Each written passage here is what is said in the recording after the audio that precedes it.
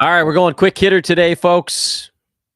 Not that anyone should be surprised. It's Easter Sunday. Happy Easter to you all.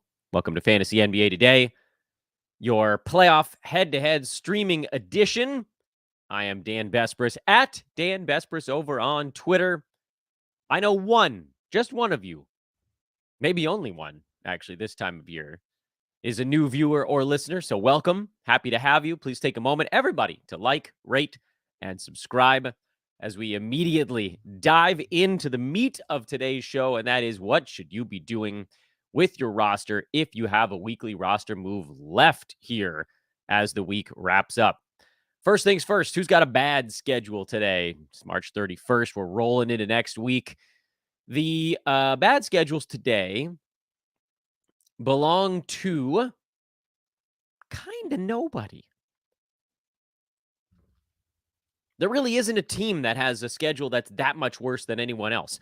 Milwaukee is kind of the closest because they're off today and tomorrow.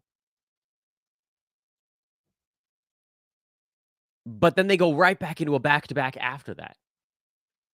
So yes, if you badly need to try to squeeze something out of the next 2 days, it's the Bucks. But there really isn't an obvious choice for who to drop.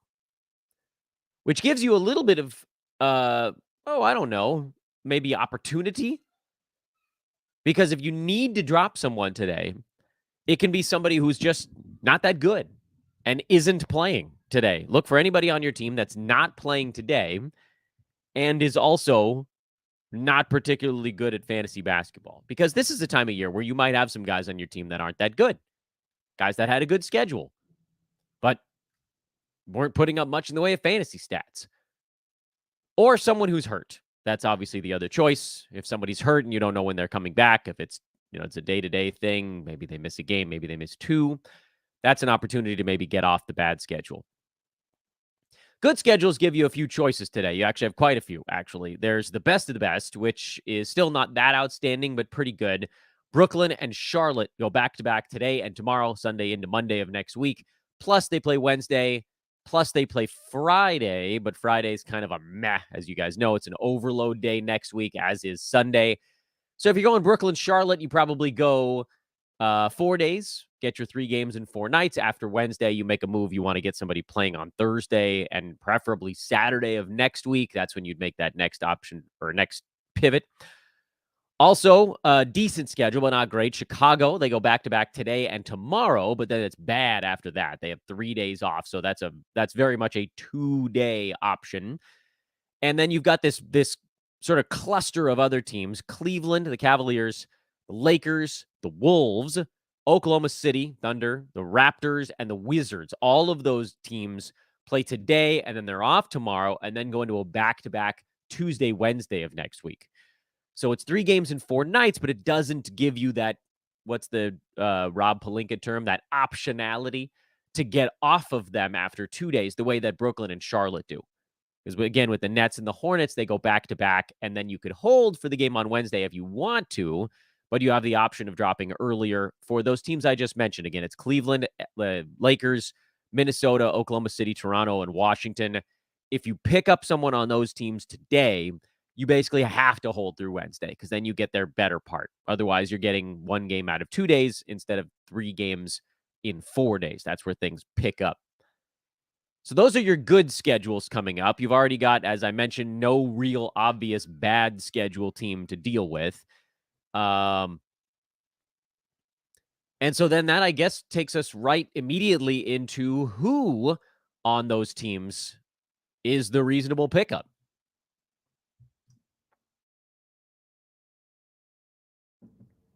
Luckily, with that many teams, you've got choices.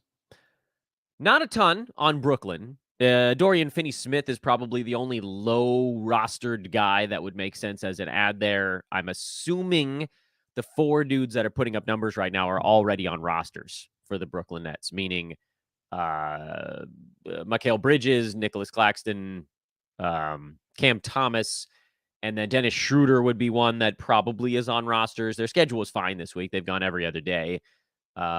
So again, probably on a roster. Dorian Finney-Smith is someone that might very well not be. Hornets, you probably got a few more options. Charlotte, their schedule was also fine this week, but I've seen lots of Trey Mann and Vasilija Micic and Grant Williams bouncing around on waiver wires. I've seen Nick Richards bouncing around on waiver wires. These are not guys that are going to blow the roof off the building. Each are kind of specialists in their own way, with the exception of Mann, who's maybe a little bit better than that. But by and large, these guys are specialist level dudes, which is, I mean, those are guys that pop up on waiver wires because sometimes teams just don't need what those guys provide, which is nice because you got all these 125 to 150 range dudes that are available now to give you 3 games in 4 nights. And all of those guys make sense as possible ads, specifically if you need the stats that they're providing, but just kind of overall, the Hornets have a lot of choices. The Bulls for the back-to-back, the only real option there is Andre Drummond. You are going to really badly need rebounds to make that move because, again, you're going to have to make another one on Tuesday.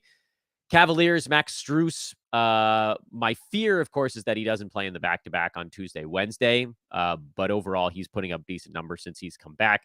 George Niang, if you need some three-pointers. Caris LeVert, if he plays, that's something you're going to have to sit on. He's listed as probable.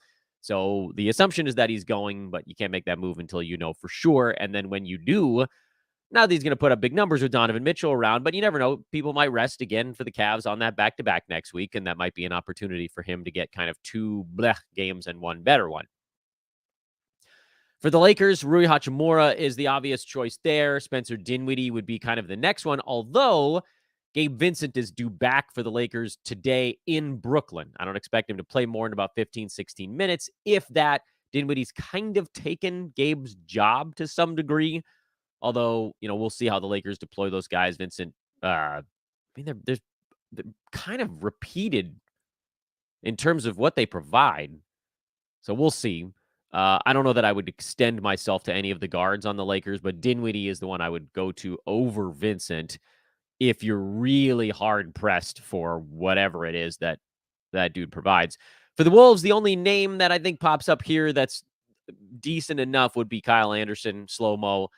I don't think I would go Nickeil Alexander-Walker there unless we found somebody that was going to be out for Minnesota. The options really thin fast after that. Jaden McDaniels, I guess, would also make sense if he's on the wire. Probably should have thought of him in the tweet that I sent out yesterday. Jaden McDaniels, if he's on the wire, he would fit there. For the Thunder, Lou Dort, Josh Giddey has been the stream with Shai Gilgeous-Alexander out. Sounds like Shai's got upgraded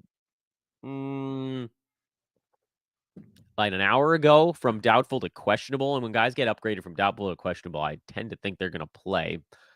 So I'm thinking we probably see SGA today. They're in New York. Nobody wants to miss the game at Madison Square Garden. But Dort and Giddey would be the sort of fringe level guys on the Thunder. Raptors, Gary Trent, Kelly Olynyk, possibly Grady Dick. I don't like his fantasy game very much, but he'll probably do enough here given the better schedule. And then for the Wizards, it's Kispert, it's Bagley. And if Rashawn Holmes is back, it would be Rashawn Holmes. Those are kind of your 3 choices on the Wizards. Yes, I think that someone on Washington probably sits out that back-to-back next week. That someone is probably Kyle Kuzma. Again, so keep an eye on things. That would give a lot of these guys a bump. It might even give a Baldwin a bump, and there might be some other choices in there. But on the other 2 days in this 3 and 4, those guys aren't going to do very much. That's why I didn't put them on the list as possible solutions to your streaming needs problem on the Washington Wizards. No questions in the chat room this morning because it's Easter Sunday. Everybody's got their own stuff going on. So I think we can keep this one to about 10 minutes, this super fast quick hitter edition. I'm going to try to do this, folks, for one more week. I'm not going to do this, I don't believe, on the last week of the regular season. I simply don't believe that there's enough streaming that you need to do there. You're basically just trying to cover up any guys that are resting and get as many healthy bodies into your lineup as possible. So this is the last week we're going to be doing these streaming shows. For the final week of the season, we will do a weekly preview show. So that'll probably be either a week from today or a week from tomorrow. But it won't be 2 every single day. It's just like first of all, I'm running out of gas on it. But second of all, I don't think it's helpful because picking up these fringe streamers is sort of dumb when 15 guys are going to get ruled out at 2 in the afternoon and you're going to have a bunch of other dudes you could probably pick up on a whim. Basically, that last week, you're just waiting until the last second. And I pray your head-to-head league isn't even going to that last week. Even Yahoo's public leagues are smart enough to wipe out the last 1 week of the season, even though they should wipe out the last 4. I thought it was 3. It needs to be 4. Things got nuts 3.5 weeks from the end of the season. So next year we got to wipe out the last 4 weeks, which sucks because you're wiping a month now out of the damn season, but you got to have a fair head-to-head playoffs. And right now, it's really not fair the way that head-to-head playoffs go. The fact that we have to do all of these things right now that we talk about on these streaming shows is nuts because guys are just in, guys are out. Teams at the top of the board resting guys. Boston's resting guys here and there. Denver's resting guys here and there. Like, you're seeing it on both ends, the tank teams and the teams near the top. The only way to win a head-to-head league is to have players on the teams fighting for the last playoff spots. You need to have guys on like the 5 through the 11 seeds in each conference, or you're doomed. If your superstars aren't on those teams, they might not play. Sorry. Luckily, a lot of the really good players are on those teams. So, like, AD's trying to play through a knee injury, and the Clippers guys are going, and the Mavs guys are going. The Suns guys are going. So at least he got a few. Still sucks. Still think y'all should play Roto. But I'm doing these shows despite that. So, you're welcome. Harley asks, who's the ad tonight in Utah? Well, Lauri Markkanen got ruled out for the season, basically. He said he was going to be reevaluated in 2 weeks, but spoiler alert, the season is over in 2 weeks. So it's probably Taylor Hendricks, I would think. Yeah, that's probably about as far as I'd go there. Jess says, I'm down by 52 points. I got 8 players versus their 9. You think I win? No, sadly, I wish. Yeah, I mean, things happen in these head-to-head playoffs. I'm in a head-to-head playoff match that I thought I was going to win, but my opponent is shooting 51.3% for the week and 83% at the foul line. And so if I lose both percentages, I got no prayer in that one. I probably then lose 5-4. If I could have won one of the 2 percentages, I probably would have won that league. But, it is what it is. And I lost another head-to-head league that I was winning field goal percent until the last day. And then Jalen Duren, I don't know if you guys remember this, but I'm going to remember this until next year. Jalen Duren and Nikola Jokic combined to shoot like 7 out of 20 on that last Sunday. And I was like, oh, great. I got my 2 field goal percent guys. I'm going to lock this thing in. And I lost it. Sometimes I just want to lose my mind. Such as head-to-head, though. You can do everything right and still lose. And it's why I like Roto so much more. If you do everything right in Roto, you might not get first place, but you're probably going to win money because the top 3 pay out in fantasy in Yahoo public leagues.